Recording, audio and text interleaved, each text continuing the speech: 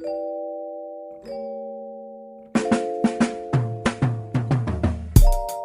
it's Minnie. You're watching Don't Share Boxing Nation.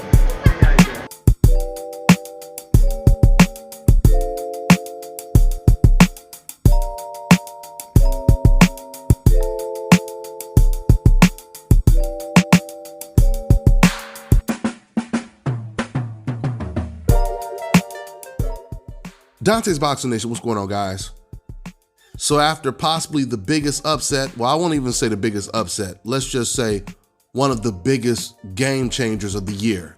Because it's one thing for just a champion to lose, but when you're talking about top 3, pound for pound, the best fighter in the world, whenever that type of fighter loses, it's a big damn deal.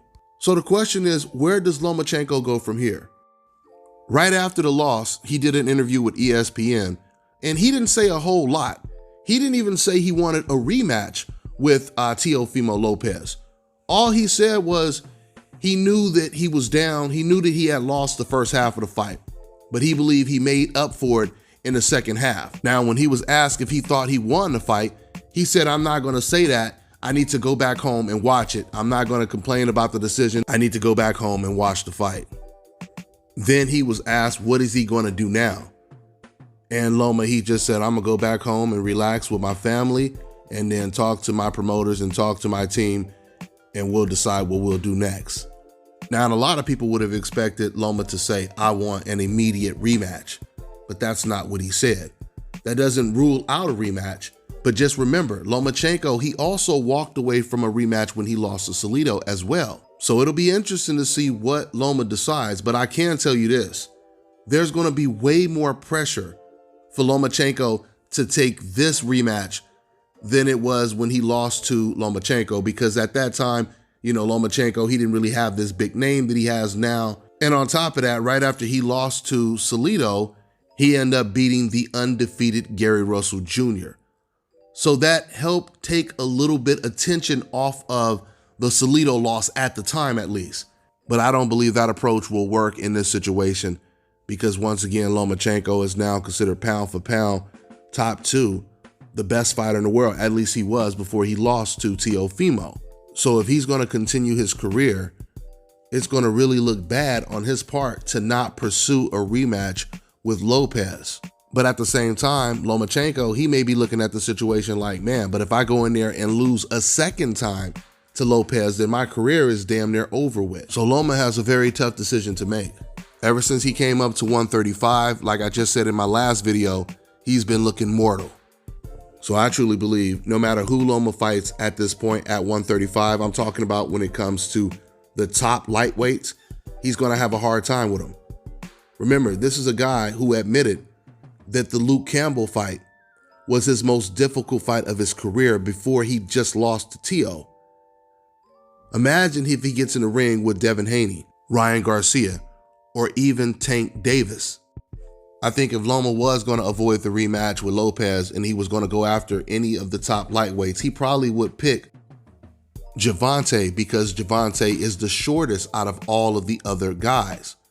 And Loma does really good against shorter opponents, as he did against Gary Russell and a shorter and much smaller Guillermo Rigo. And the reason why I say much smaller when it comes to Guillermo Rigo is because Rigo moved up 2 weight classes to fight Loma, but after he lost to Loma, he went right back down to his natural weight, which clearly tells you that he wasn't big enough to fight at that weight. But when it comes to Mikey Garcia, who moved up to 147, Mikey Garcia stayed at 147, which shows you that he's comfortable at that weight. Now, when it comes to Loma, clearly he's comfortable at 135 because he hasn't moved back down to 130. But he's not comfortable with the level of opposition at 135. And that's the difference. That's all I got for now, guys. I'm on to the next one. You know, I always say on this channel, pay-per-view fights should actually be free. And now the day has come where I'm about to hook you up with an app where you can watch all your pay-per-view events, boxing, UFC, etc. for free. I want to introduce Block TV, the best internet streaming television app out there. They provide over 3,600 channels, including HBO, Cinemax, Showtime, and Starz. They have a massive video on demand library with over 40,000 of the new release movies and the latest TV series. And it also includes DVR. So you're getting all of this for $34.99 a month. And once again, that includes free pay-per-view. So this one right here is a no-brainer, guys, because back in Las Vegas, I was paying damn near $200 a month for my cable. Those days are long gone now. So to get the app, make sure you guys go over to getblocktv.com and put in my promo code and get 30% off your first month. You also get a free month for every friend you refer. The promo code is DBNation. What's going on, guys? You know, I've always wanted to find a second source of income. And I've always wanted to learn about stocks and trades because I've heard so much good stuff about it. So I finally found a way to do it. And now I'm learning from 6, 7, 8-figure traders. So not only am I learning from them, but the most important thing is I get to copy their trade. So I get to earn while I learn. Now, if you want the full details, click on the link below so you can learn while you copy and paste their trades. And just understand this, guys.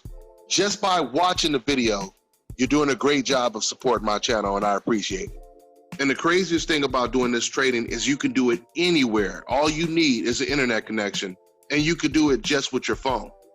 So if you want to learn how to make a second income alongside me without having to pitch, sell, or recruit, go ahead and click on the link below, and I'll see you inside.